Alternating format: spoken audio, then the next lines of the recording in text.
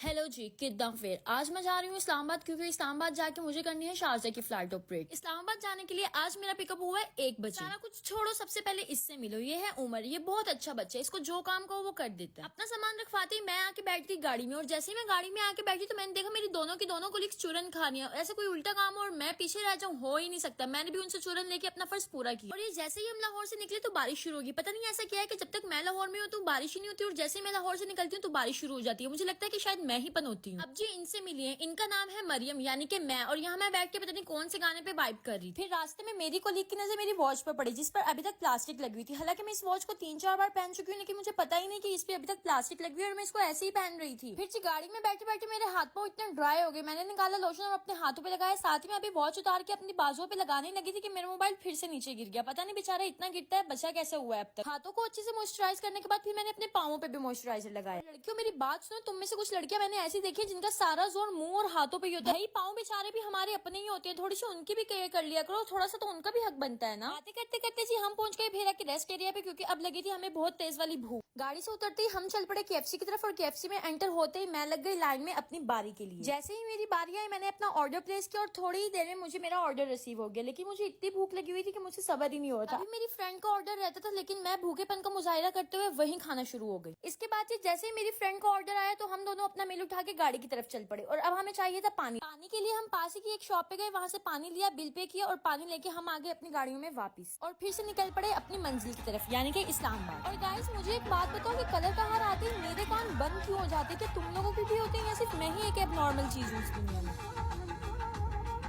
और अब जी यहाँ बैठ के खा रही हूँ अपना खाना, और यार जब भूख लगी हुई होती है तब हर चीज एक्स्ट्रा मजे की क्यों लगती है। और ये खाना खाने के बाद मेरे अंदर आ गई एनर्जी हमेशा की तरह। फिर थोड़ी देर में हम लोग पहुंच गए इस्लामाबाद अपने होटल पे, और फिर बेसिक मैनर्स को अपनाते हुए मैंने गाड़ी से अपना कचरा निकाला और इसको डस्टबिन में फेंका। इसके बाद जी हमेशा की तरह सिक्योरिटी एरिया से गुजरते हुए हम पहुंच गए होटल के अंदर। होटल के अंदर पहुंचते ही अपनी पुरानी आदत को अपनाते हुए मैं पहुंच गई फौरन से मिरर के सामने। पता नहीं मेरी ये मिरर देख के हर जगह रुकने वाली आदत कब खत्म होगी। इसके बाद जी मैं गई रिसेप्शन पे, और यहाँ से अपना रूम लेके मैं चल पड़ी अपने रूम की तरफ। रास्ते में मुझे एक बिल्ली नजर आई, उसने आप लोगों के लिए एक पैगाम दिया, सुन लो। अस्सलामुअलैकुम गाइस, मरियम की बर्थडे आने से पहले पहले उसके 10 के फॉलोअर्स पूरे कर दो, बच्ची खुश हो जाएगी। फिर जी मैं गई हूँ अपने रूम में, अब मैं थक गई हूँ। मिलते हैं नेक्स्ट व्लॉग में, तब तक के लिए अल्लाह हाफिज।